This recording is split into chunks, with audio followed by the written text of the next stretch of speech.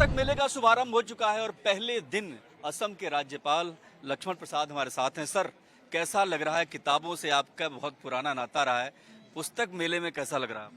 मैं सबसे पहले भारत सरकार के शिक्षा मंत्रालय को बहुत बधाई देना चाहता हूं कि पुस्तक मेले का भव्य आयोजन किया है।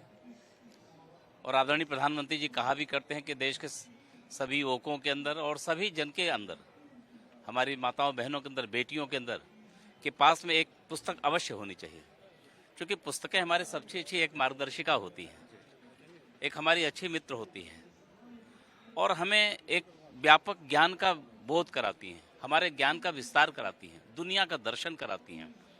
जब कोई नहीं रहता तो हमारे पास एक पुस्तक हमारे एक अच्छे मित्र के रूप में होती है। तो मैं देखता हूँ कि हमारे और इस पूरे पुस्तक में के माध्यम से मैंने देखा हमारे विरासत का भी एक गौरवशाली बोध कराया जा रहा है। संविधान से स्थापना से मेरा यही सवाल है, मैं चाहूंगा कि थोड़ा सा देखते भी रहे आपको। ये संविधान की थीम पर है, हम भारत के लोग, और बहुत ही सुंदर ये दृश्य है। संविधान पर सवाल उठते हैं, लेकिन यहाँ तो पूरा थीम ही संविधान पर है। क्या कहेंगे आप?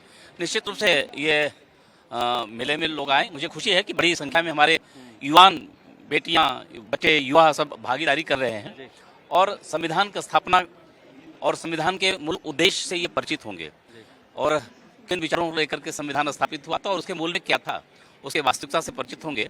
तो उससे उनके भ्रम का निवारण भी होगा और सत्य का बोध भी होगा। सत्य का बोध होगा, और किताबें तो सत्य का बोध कराती हैं, ज्ञान कराती है, और कहते हैं भारत जब पढ़ेगा तो अब बढ़ेगा। क्या कहेंगे आप?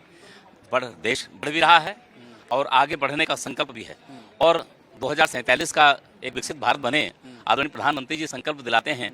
तो क्या लक्ष्य था, कितना संघर्ष करके हमें आज़ादी मिली और उस आज़ादी को अक्षुण्ण बनाए रखने के लिए किस प्रकार से संविधान की एक व्यवस्था का निर्माण हुआ और व्यवस्था निर्माण करते समय में ही किन मूल्यों को आगे रखा गया था, इन पुस्तक मेले में सब बहुत स्पष्टता से दर्शन कराया गया है। इस नाते मैं तो आह्वान करूंगा कि देश के लोग, हमारे युवा, खास करके बच्चे, और सबको आना चाहिए और सत्य का उनको यहाँ पर बोध होगा। शुक्रिया सर, आपने हमसे बातचीत की। तो ये थे असम के राज्यपाल, जो बता रहे थे कि सबको किताब मेले में आना चाहिए और यहाँ पर किताबें पढ़नी चाहिए। कैमरा पर्सन मनु के साथ मैं देवनाथ, भारत एक्सप्रेस।